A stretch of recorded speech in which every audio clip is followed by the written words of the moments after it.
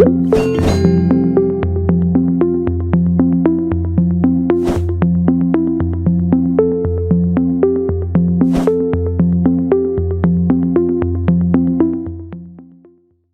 gracias a Andrés y a Fernando por la invitación.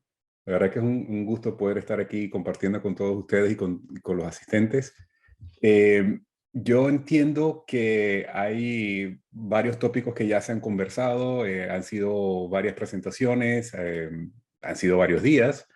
Lo único es que espero que me puedan perdonar si en algún momento estoy repitiendo algo que ya se ha hablado. Yo lo que quería presentarles es una ruta o un camino que he titulado para esta presentación Construyendo Puentes y que tiene que ver con una compilación de la experiencia trabajando con familias que en algún punto se han planteado el poder crear un protocolo familiar o establecer normas de convivencia o de alguna manera darle sentido a una profesionalización de la gestión que ellos están tratando de llevar en una empresa que comparten como propietarios o que van a compartir como propietarios. Entonces, a esta compilación le he dado una secuencia de pasos y es lo que voy a compartir ahora con ustedes acá. Eh, es es la idea de construyendo puentes, donde básicamente vamos a tener tres elementos con los que vamos a estar trabajando.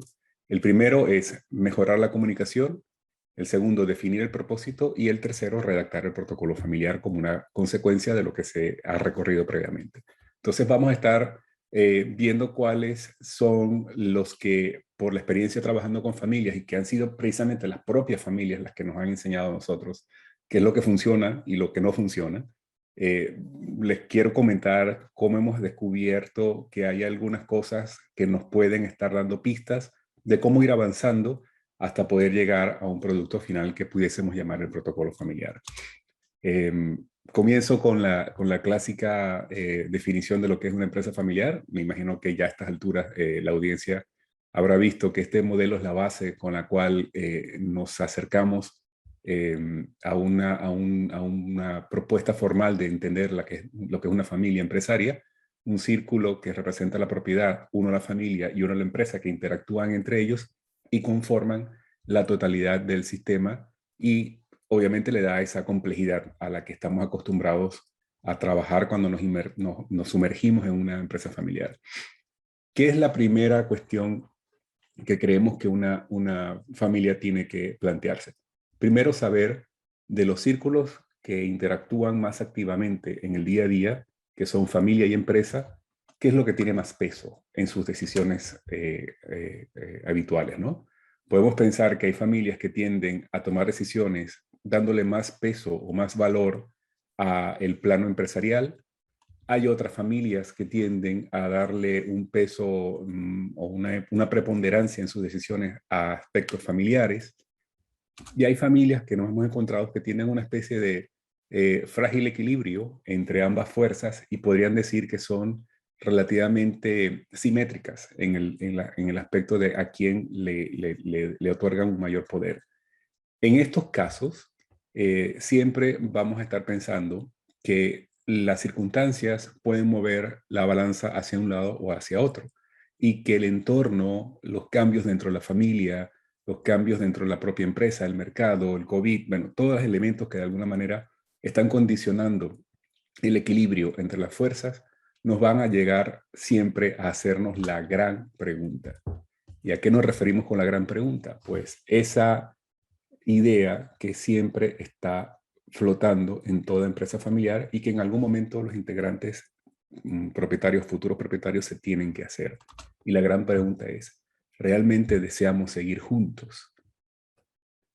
Me refiero a juntos como propietarios o futuros empresarios o futuros propietarios de un negocio en el cual estamos involucrados.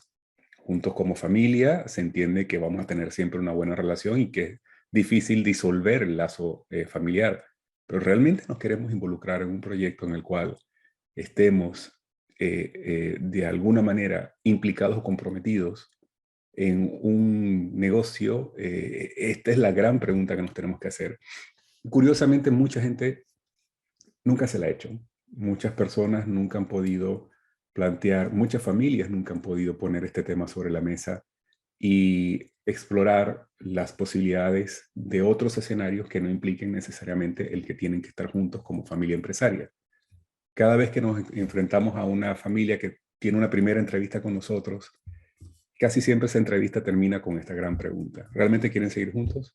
Porque les damos la opción de que exploren otras posibilidades. Y a veces estas posibilidades pues, pueden encontrar caminos que nunca se han planteado y que de alguna manera pues, pueden encontrar escenarios donde no se vean necesariamente todos trabajando bajo el paraguas de la empresa familiar y sin embargo tengan una buena relación familiar y de alguna manera se hayan podido compensar los unos a los otros en el aspecto económico y seguir su camino. Eso reduce en muchos casos la complejidad de una relación de una empresa familiar. Así que ese es el primer punto por el cual partimos. La mayoría de las familias, una vez que nos reunimos, dicen, sí, sí, sí, realmente queremos seguir juntos, para eso te hemos llamado, porque entendemos que hay un proyecto común en el cual nos queremos involucrar y queremos saber cómo se hace, cómo de alguna manera nos podemos meter todos juntos en este camino y llevar una guía que nos pueda permitir eso. Bueno, pues entonces, siendo así y asumiendo que queremos ir por el camino de una complejidad que tenemos que aprender a dominar, vamos entonces a construir los puentes que nos conduzcan a conectar nuestras ideas y a partir de esa conexión poner en común estas expectativas y crear un sueño común. Y luego ver cómo lo hacemos regulable. ¿Okay? Entonces, lo primero que tenemos que hacer para construir puentes es mejorar la comunicación.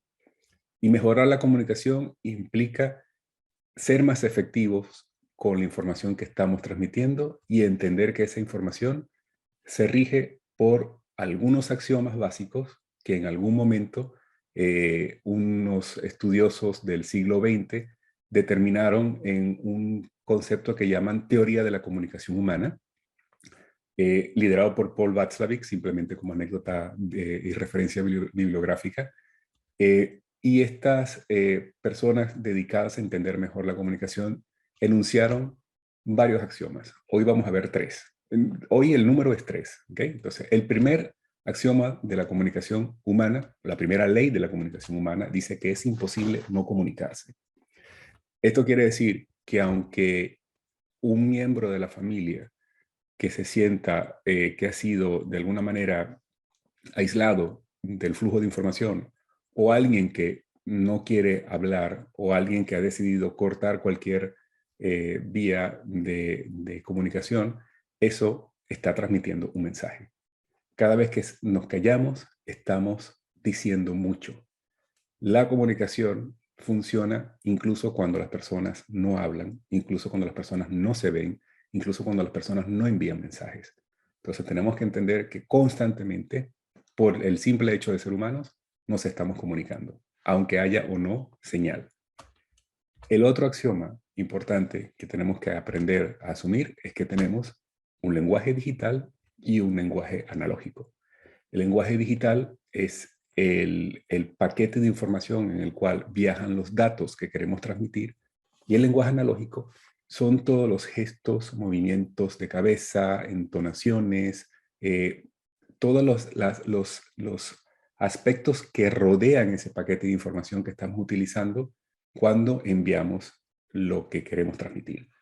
Entonces, cada vez que tenemos el compromiso de comunicarnos con alguien, tenemos que ser conscientes de que una cosa es lo que estamos diciendo y otra con la información digital y otra cosa es lo que estamos transmitiendo con nuestro cuerpo y con nuestros mensajes no controlables, porque el digital es perfectamente racional. Yo puedo escribir un correo electrónico o decir una frase entendiendo que la he razonado y es lo que quiero transmitir, pero puedo contradecirme totalmente con la manera en que tengo la postura, en la forma en que estoy entonando y en la forma en que trato de decir algo, pero me estoy contradiciendo con los gestos. Esto, al ser humanos que nos hemos criado dentro del mismo ecosistema, es más importante de leer que el mensaje que te puede estar llegando digitalmente.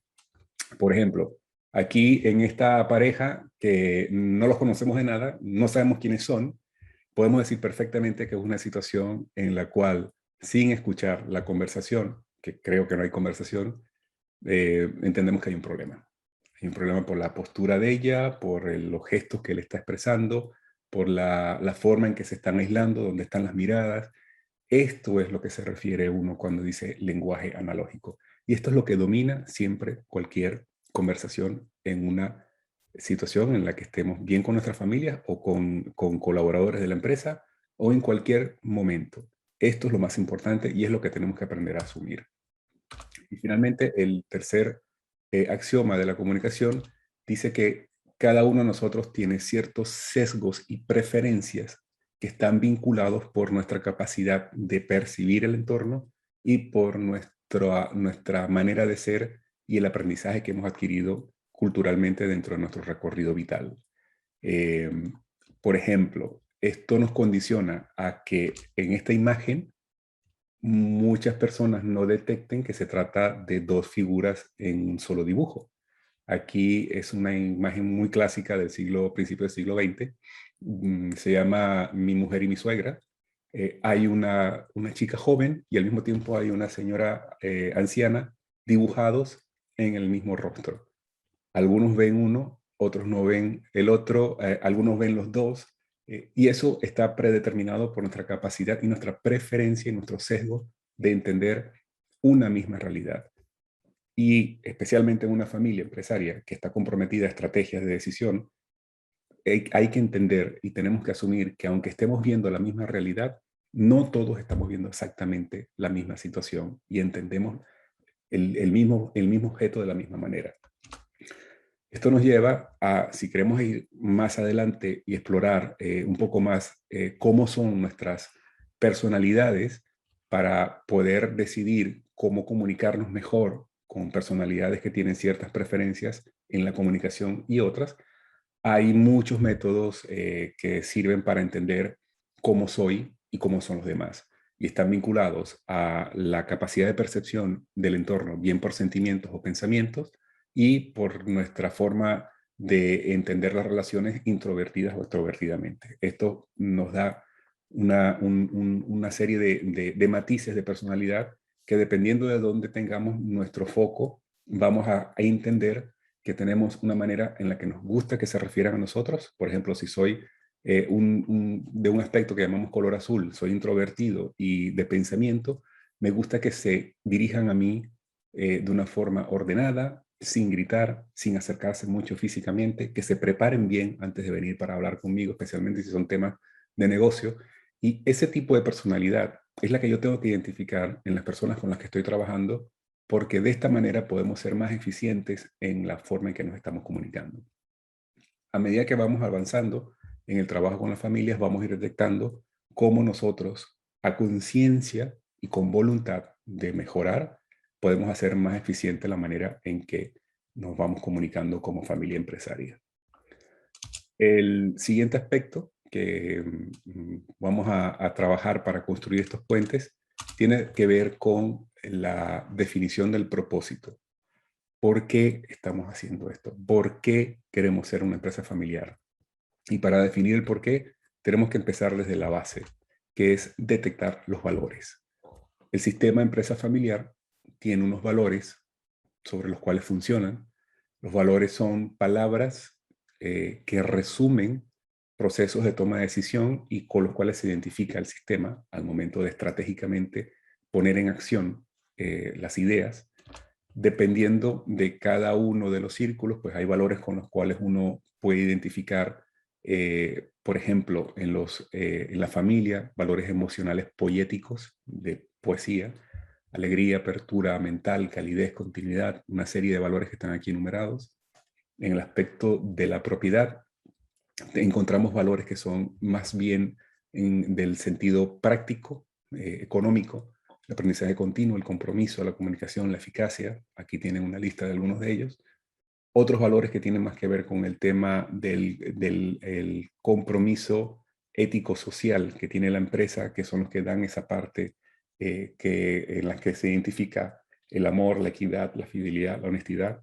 Y finalmente tenemos un grupo que llamamos los metavalores, que son los que están por encima y agrupan y coordinan a estos valores que son la confianza, la coherencia, el diálogo y la dignidad. Cuando identificamos estos valores y entendemos con cuáles nos gustaría crear un futuro compartido para proteger valores que pensamos que son parte de nuestra identidad y cuáles identificamos que deberíamos mejorar para que ese futuro se pueda crear, entonces hablamos de realmente trabajar aspectos, bien en el plano práctico, ético, emocional, en los cuales como familia tendríamos la conciencia de que para poder llegar a donde queremos llegar, necesitamos reforzar estos bloques básicos de la relación que son los valores. ¿Qué hacemos entonces? ¿Cuál es el segundo paso? Pues una vez que tenemos estos valores identificados, tenemos que descubrir nuestra propia historia. ¿Y por qué es importante descubrir nuestra historia? Porque si queremos darle continuidad a una narrativa que nos identifica y en la cual sentimos que tenemos una pertenencia como grupo familiar, tenemos que saber muy bien qué historia estamos contando entre todos. Y esa historia se reconstruye y a lo largo de toda una metodología en la cual vamos definiendo toda la mitología, los personajes, los eventos, los valores, las decisiones cruciales, los lugares, los artefactos, todo lo que de alguna manera le da el empaque a esta narrativa compartida, vamos a poder identificar elementos que, por ejemplo, construimos el escudo de la familia, que es un ejercicio que viene a veces, en ocasiones, como consecuencia de esta metodología. Aquí colocamos los aspectos con los cuales realmente nos identificamos como familia empresaria y le damos sentido de pertenencia, tanto al individuo como al colectivo. Por ejemplo, aquí construimos uno, este lo hice yo con mi familia. Yo vengo de una familia de origen católico en Maracaibo, que es una región que está muy vinculada al lago de Maracaibo, por lo menos donde vivíamos nosotros, y le damos mucho peso a la unidad. Vengo de una familia empresaria constructora, nos gusta o nos identificamos con el trabajo duro, con los estudios, con la productividad, y todo esto de alguna manera pues nos envuelve dentro de una identidad que compartimos como historia común. Cuando uno reconstruye esto, pues realmente terminas identificando esos elementos con los cuales vamos a estar compartiendo una historia a la cual le vamos a dar una continuidad en el tiempo. Ya hacemos un recorrido por lo que ha sido nuestro pasado, identificamos nuestro presente y a partir de aquí entonces empezamos a darle ese hilo conductor hacia un futuro. ¿Cómo construimos el futuro? Es la tercera y última parte. Pues el futuro lo tenemos que construir trabajando un elemento que llamamos el sueño compartido.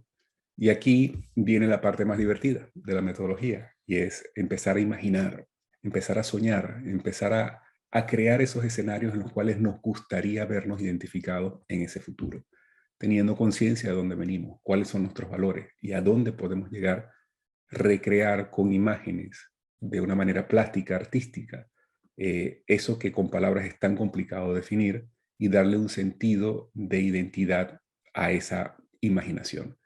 Y para eso hay muchos métodos. Usamos desde el collage, las esculturas. Aquí les traigo un ejemplo de un ejercicio que se hace con Lego. Tú buscas los elementos necesarios para poder expresar, no con palabras, sino de una forma de imagen, porque se trata de imaginación, algo que te traiga esos flashes de la visión que cada individuo tiene y cómo lo construye conjuntamente. Y es entonces a partir de ahí cuando nosotros ya podemos decir, vale, pues ahora sé a dónde quiero llegar, sé de dónde vengo, necesito definir el propósito. Y el propósito es la verdadera razón de todo esto. Es el poder crear una justificación que me inspire y me diga el por qué. Y una vez que tú tienes eso, lo puedes redactar. Ahí sí, racionalmente ya te puedes sentar a decir, mira, por ejemplo, lo puedes hacer en una plantilla. Nosotros, y ponemos ahí los nombres de las personas que participan en el sueño compartido, unidos por una historia común basada en, y ahí ponemos los valores que queremos custodiar, deseamos construir un futuro en el que mejoremos, ahí ponemos los valores que queremos trabajar, para así alcanzar nuestro sueño compartido como empresa familiar, la cual a través de lo que hacemos, nos identificamos como empresa familiar, aportará, identificamos los beneficios o el impacto que esto va a tener en la sociedad. Es un ejemplo, es una forma de facilitar esa concreción racional de una inspiración que es la que le da la autenticidad a lo que realmente estamos buscando si queremos trabajar juntos, respondiendo a aquella pregunta inicial de si realmente queremos seguir juntos. Finalmente, con todos estos elementos ya sobre la mesa, pues entonces pudiésemos pensar que el último elemento o la última parte para poder construir este puente es redactar el protocolo familiar. ¿Y de qué se trata? Pues ponerle normas a ese camino que vamos a recorrer, porque una vez identificado nuestro objetivo, pues tendremos que alcanzarlo haciendo una serie de cosas, y estas cosas tienen sus reglas, tienen sus normas. Por lo general, los elementos con los que se trabaja un protocolo familiar están vinculados a la gobernanza. Aquí se define lo que es el consejo de administración o la junta directiva, o el consejo de familia, depende de la complejidad que tengamos en cada caso. Podemos tener uno o varios elementos que nos ayuden a llevar la decisión estratégica de la empresa familiar o de la familia o de la empresa combinada. Cada caso lo tenemos que ver con detalle para justificar una estructura. Nunca recomendamos crear estructura en exceso para complejidades bajas, ni tampoco estructuras sencillas para complejidades altas. Todo en la medida que se justifique. Luego tenemos que hablar de cuáles son las obligaciones. Si hay un sueño compartido, hay un deseo de seguir juntos, pues obviamente estamos hablando de un compromiso que nos obliga a ciertas circunstancias que tenemos que cumplir. Y finalmente, el otro aspecto vinculado a la gobernanza tiene que ver con los derechos. Todo esto, pues obviamente a mí me beneficia como individuo, nos beneficia como colectivo. Si no, no tiene sentido el que tengamos que hacer todo este esfuerzo. Pues bueno, ¿a qué tengo derecho? ¿Dónde empiezan y dónde terminan mis derechos y mis provechos del objeto en común que estamos trabajando? Otro aspecto, entonces, ya en detalle. El consejo tenemos que definir características, funciones y quiénes son los miembros. De estas obligaciones hay algunas que son éticas, otras que son responsabilidades y otras que son obligaciones vinculadas a la buena práctica que nos ha dado la experiencia de entender qué funciona mejor o no. Y finalmente, con estos derechos, pues por lo general hablamos de cómo manejar los recursos, temas de emprendimiento, cómo se vinculan los emprendimientos al emprendimiento madre de la empresa familiar, y temas de empleo. Estos suelen ser las cláusulas o las normas sobre las cuales nosotros trabajamos un tema de gobernanza dentro de un protocolo familiar. Y finalmente, existe otro tema, que es el tema de la sucesión, que no necesariamente tiene que estar presente en todos los protocolos familiares, dependiendo del estadio de la evolución de la familia empresaria o del proyecto como tal. Hay algunos que pues sucesión les suena muy lejos, hay otros que les incumbe y les atañe directamente. Pues cuando hablamos de sucesión tenemos que tener en cuenta entonces cómo regular tres aspectos básicos. El primero es cómo se va a producir la sucesión de la propiedad. La segunda es la administración o el management del objeto como tal, de la empresa familiar o del patrimonio que se tenga. Y finalmente, cuál va a ser la sucesión de liderazgo. ¿Quiénes van a ser los miembros de las siguientes generaciones que se van a encargar de liderar la toma de decisiones en esta gobernanza que hemos descrito anteriormente? Así que, a manera de conclusiones, yo les recuerdo que el número 3 es el número con el que vamos a trabajar los pasos para construir puentes. Recordar que lo primero y lo básico, las fundaciones de un puente, de un buen puente, son, en este caso, la mejora de la comunicación. Segundo, hay que definir el propósito. Y finalmente, una vez que tengamos claro el dónde y el por qué, redactar estas normas que nos permitan convivir y alcanzar este objetivo que nos estamos trazando. Como hay muy poco tiempo y es como mucha información para explicar todo este recorrido, los invito a que todo esto lo exploren en mi libro Triunfa con tu empresa familiar.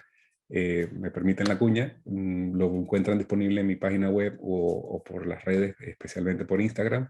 todo esto que he explicado con ejemplos, con casos, con profundidad, con detalles, lo van a encontrar ahí como un elemento de recorrido a lo que hemos encontrado como una metodología de trabajo que vemos que funciona, siempre que puedas responder positivamente a la primera pregunta que hemos hecho esta mañana.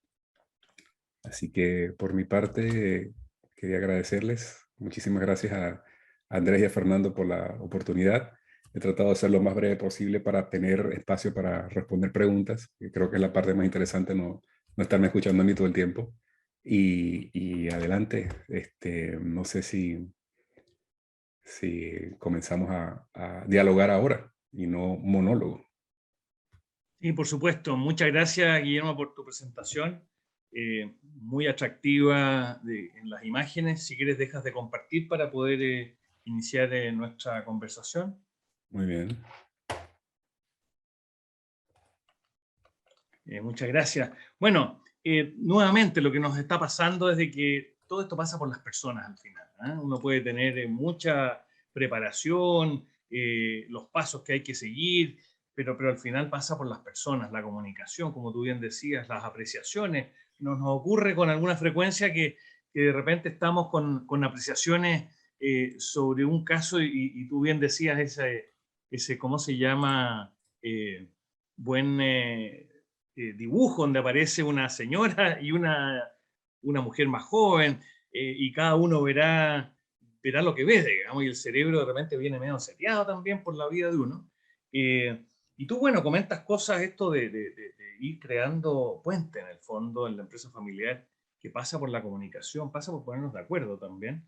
Y bueno, yo creo que al final la familia empresaria, uno de los temas y de los desafíos más grandes por lejos que tiene, es el tema de preparar la sucesión, Uh-huh. que ocurre muchas veces que tú puedes tener un muy buen negocio, incluso muy ordenado, pero si no está clara cómo viene la sucesión, todo ese esfuerzo anterior se pierde y se pierden las familias también, se dejan de hablar. Entonces, comunicación.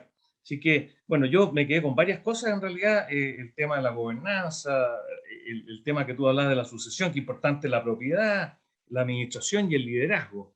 Yo diría que las tres son fundamentales y tal vez lo que más cuesta encontrar es qué pasa con el liderazgo. Entonces, ahí te hago mi pregunta, digamos, lo otro más bien en un comentario. Eh, ¿Cómo ir buscando esos liderazgos al final al interior de la familia o tal vez fuera de la familia para que lo que hemos creado patrimonialmente en nuestros negocios familiares no se pierda? ¿Cómo encontramos esos líderes? ¿O cómo los formamos a lo mejor? Bueno, ¿cómo los identificamos, no? Porque cada familia tiene su propia complejidad, sus propias circunstancias, sobre todo si estamos pensando en liderazgo en las siguientes generaciones. Por lo general, el liderazgo en la actual generación es siempre muy claro, ¿no? La generación líder actual, eso no se discute. El problema es qué vamos a hacer cuando el actual liderazgo ya no esté. Y yo creo que la mejor forma de identificar a ese líder es preguntándole a la siguiente generación directamente y preguntarles quién es el líder de ustedes, a quién han estado ustedes siguiendo, a quién han estado ustedes identificando como la persona que puede tomar las riendas de todo esto en el futuro. Y nunca, nunca se equivocan, porque el liderazgo es algo que está vinculado a la autoridad. Y si tú no tienes una autoridad cultivada, difícilmente vas a poderte hacer con el liderazgo una vez que tengas el poder. Y aquí siempre separamos los conceptos. Una cosa es tener poder, otra cosa es tener autoridad. Por lo general, los actuales líderes fusionan ambas cualidades en una sola. Cuando tú traspasas el poder, no está asegurado que estás traspasando autoridad. La autoridad te la tienes que ganar y la autoridad te la otorga el medio ambiente, ¿no? Entonces, definir el liderazgo en la siguiente generación es un tema que ya está, generalmente ya está decidido. Lo que tenemos que hacer es cultivarlo, organizarlo, de alguna manera, pues poner de acuerdo a la gente en cuál va a ser el mecanismo más adecuado para que este liderazgo sea efectivo. Pero si no es auténtico, si la gente que está vinculada a esta siguiente generación no es sincera cuando te dicen quién es realmente el líder o quién debería ser el líder, esto a la larga no funciona. Tiene que ser algo muy orgánico, muy natural, y es muy propio de las familias. Las familias ya saben quiénes son las siguientes generaciones, en las siguientes generaciones quiénes son los que deberían liderar la empresa. Si eso no lo puedes hacer con lo que tienes en casa, pues hay que considerar otras opciones. Puedes traerte a alguien de fuera que te ayude a organizar quizás la dirección general, eh, pero al final siempre vas a encontrar en las siguientes generaciones personas que van a tener sus seguidores, ¿no? Y son muy influencers en ese sentido, con el resto de los elementos que están alrededor de la toma de decisiones. Eso es importante que ocurre algunas veces en las familias que no encuentran al interior un sucesor líder para seguir con los negocios y les cuesta abrirse a la idea de que puede ser un tercero no familiar y que perfectamente lo puede hacer muy bien y que los que son familiares tal vez vayan al alero de ese líder y por supuesto ellos son los dueños y no les va a quitar su patrimonio, pero poder apoyarse en terceros, no sé cómo lo ves tú, Fernando. Sí, ese es siempre el punto medular en las familias empresarias, cómo conectar ya sea con un líder interno de la familia o con un tercero. Guillermo nos pregunta aquí del público, Javier Ale, la definición del propósito se considera muy relevante en la actualidad para diversos objetivos. ¿Podría Guillermo explicar su punto de vista y experiencias respecto a este tema? Claro, claro. A ver, de esto hay mucha bibliografía, gente que se ha especializado en apoyar equipos de trabajo que definan su propósito. Yo parto de una idea del funcionamiento del inconsciente. Es una idea junguiana que se llama la función trascendental.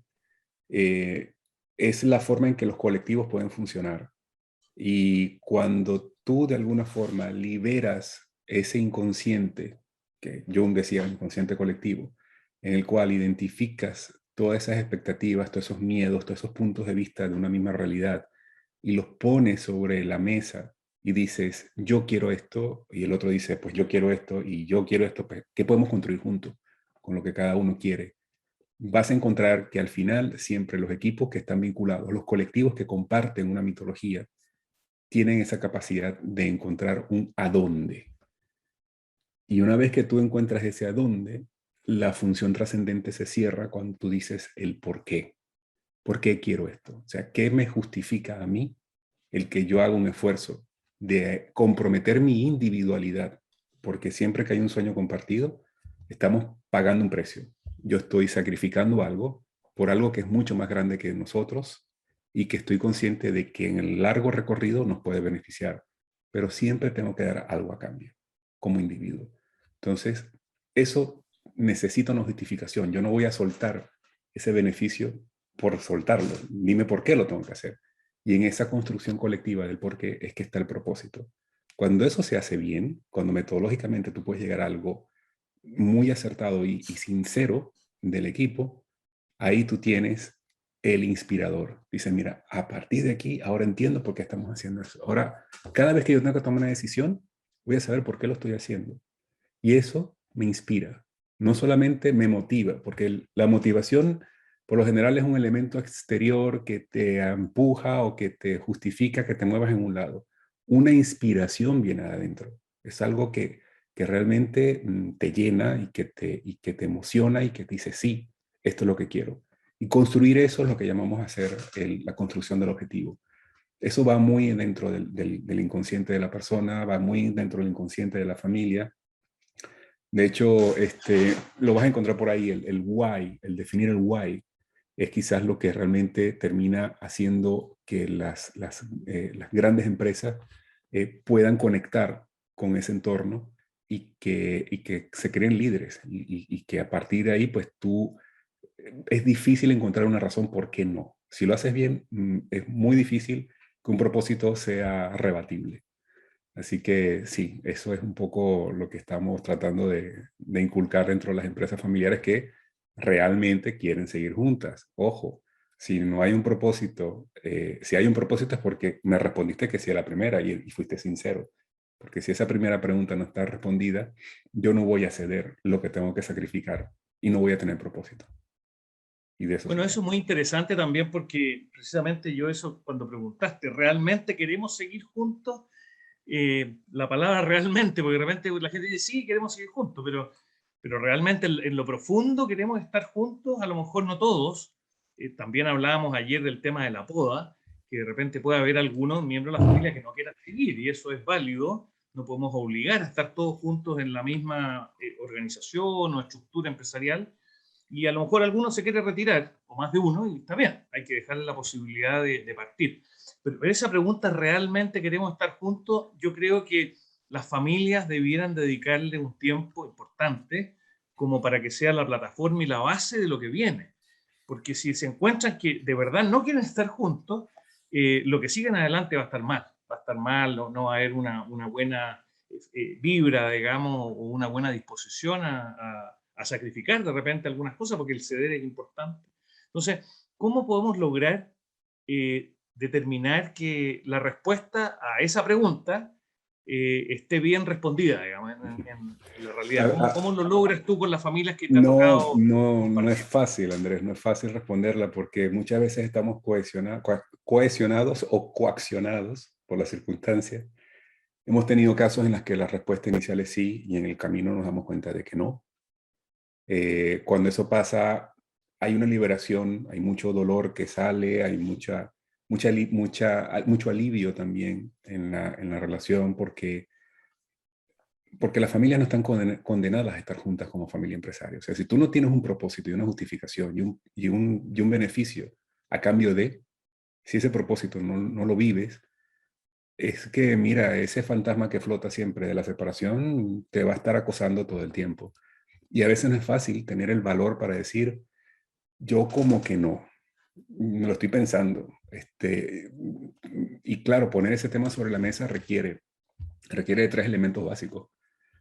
Primero, mucha humildad. O sea, la persona tiene que ser lo suficientemente humilde para reconocer que yo no tengo la respuesta a esta situación. Segundo, inteligencia, porque hay que saber plantear el tema. O sea, no es simplemente soltar la bomba y salir corriendo porque el beneficio puede ser que no lo recojas, ¿no?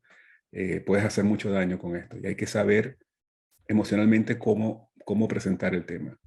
Y luego ser muy valiente, porque esto es afrontar situaciones que quizás es lo que llamamos los esqueletos en el closet, traicionar a la familia, decir que no a algo que yo creo que por mi cultura y por mi educación tendría que ser una condena que llevo a cuesta. Mira, hay tantas razones por las que esto a veces no se libera en la primera entrevista, que este proceso, cuando se hace bien, lo saca y te pone a prueba y te dice, mira a lo que nos estamos comprometiendo. Antes de que vayas a firmar cualquier cosa, sé sincero y si hay algo que tú necesitas decir, este es el momento. Estás en un ambiente en el cual podemos tomar decisiones. También tengo que serte muy honesto, esto no es para todas las familias.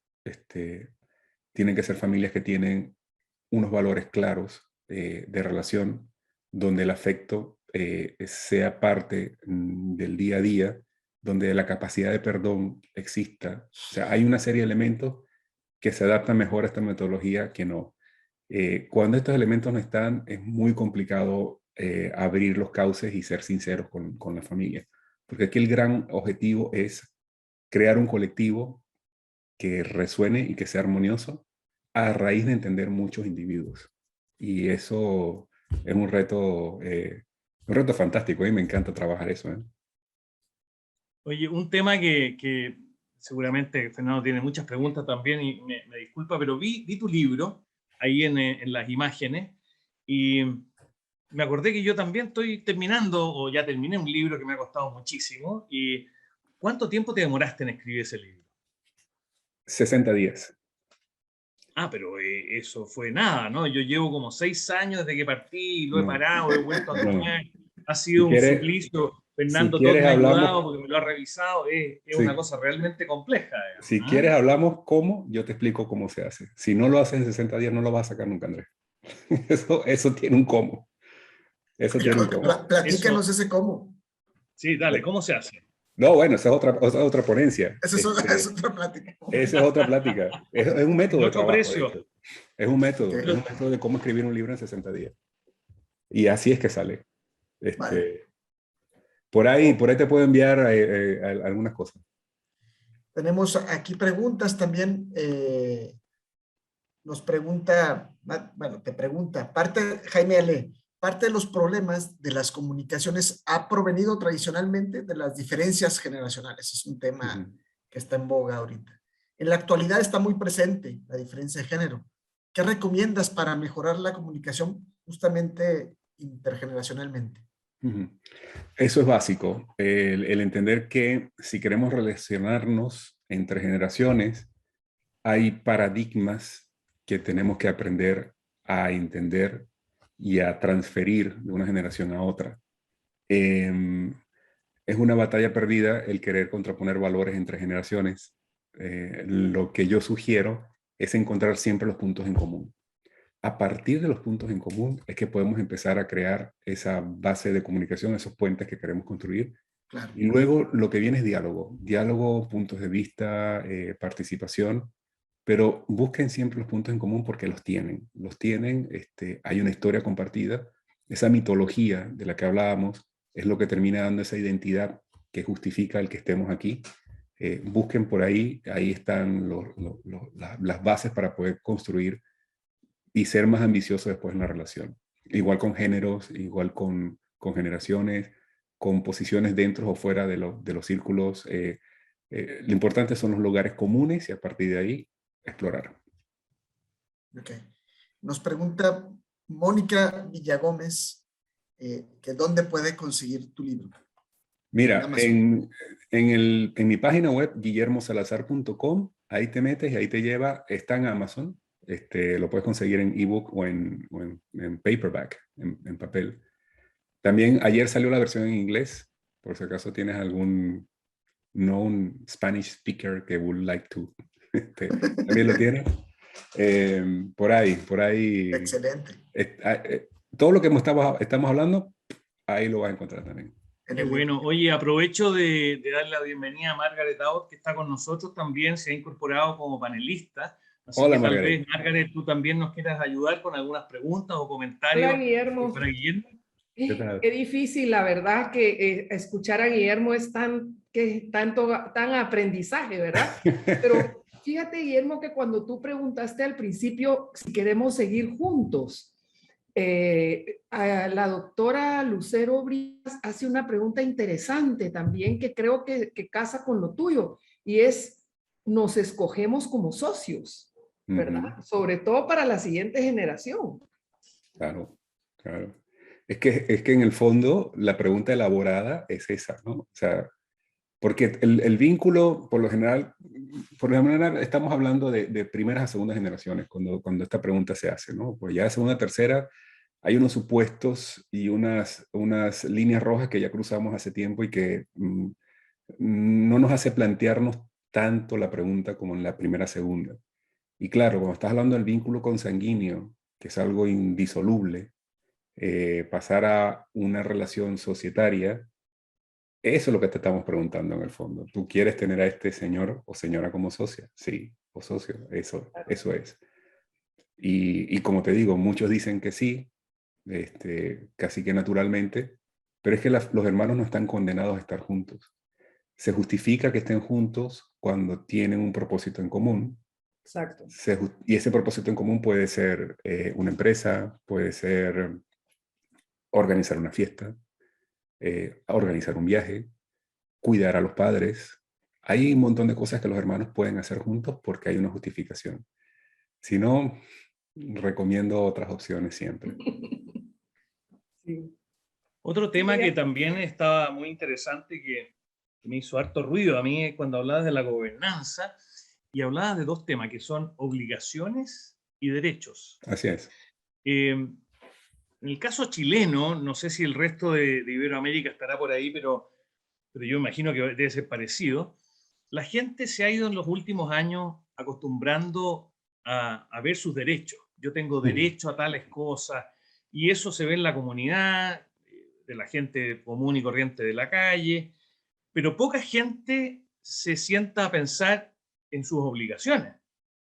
Y acá tú lo pusiste primero obligaciones y después derecho. Me gustó mucho porque yo creo que uno debería pensar primero en las obligaciones que tiene como socio, como parte de la familia o en su tema, ya sea ejecutivo o directivo, y después en los derechos, pero no al revés. Entonces, me gustaría si puedes comentar un poco respecto a cómo ves tú el tema de obligaciones, que a mí es lo que más me llama la atención, que esté primero que en los derechos.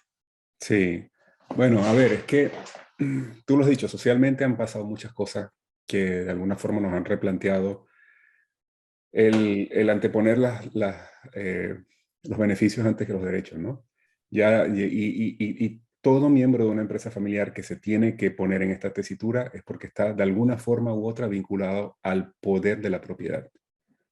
Y ya fue Benjamin Parker quien dijo, todo poder conlleva una responsabilidad.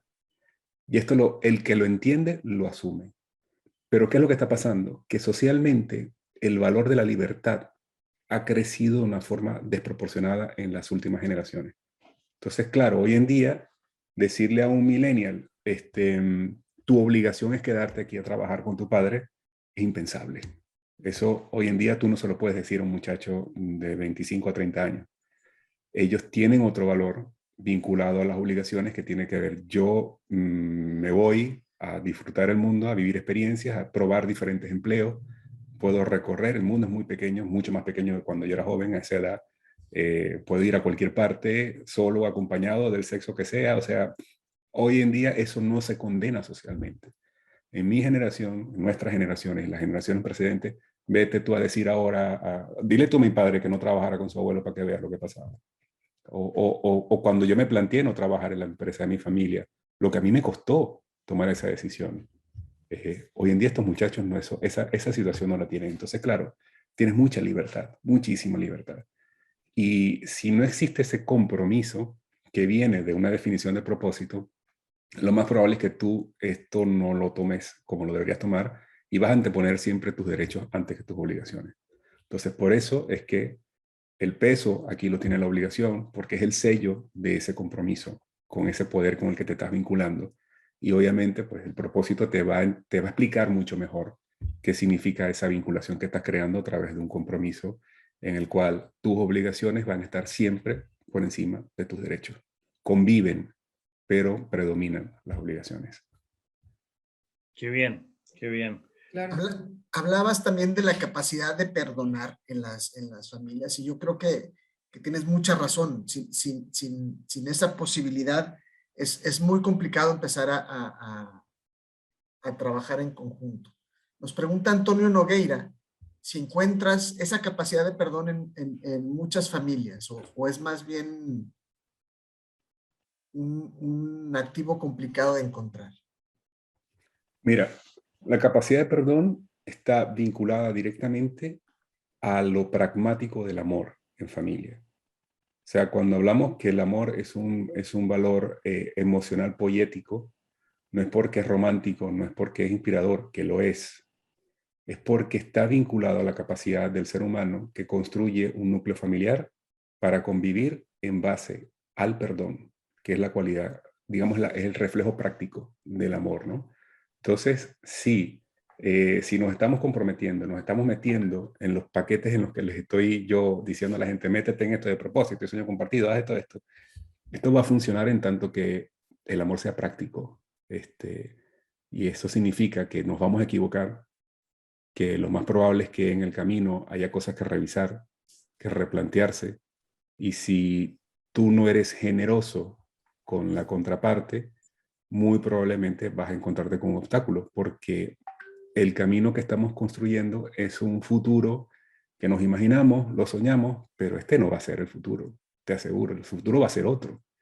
Es muy complicado protocolizar un futuro, no lo puedes definir, te lo puedes soñar, pero si en el camino tú no tienes esa capacidad de reconfirmar, de reestructurar, de replantear y obviamente perdonar algunas cosas, este camino no lo vas a poder recorrer conjuntamente. Entonces, ¿qué tan común es eso? es común en las familias con las que trabajo. ¿Ok?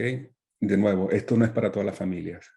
Hay otros métodos para solucionar algunas cosas similares. Hay muy buenos abogados, por ejemplo, que te pueden ayudar a resolver situaciones. Pero si tú te quieres meter en esto, el valor del amor / perdón es un requisito. Es un requisito para poderlo tener. Y afortunadamente, cada día me encuentro más familias que lo pueden entender y lo pueden asumir. Creo que es un activo común, sobre todo en empresas familiares, porque las familias empresarias que vienen buscando soluciones de este tipo ya han tenido un recorrido que los ha puesto a prueba en estos aspectos. El que se está buscando hacer un protocolo familiar, porque se lo ha pensado, se lo ha planteado, está diciendo, mira, yo con esta gente como que sí voy.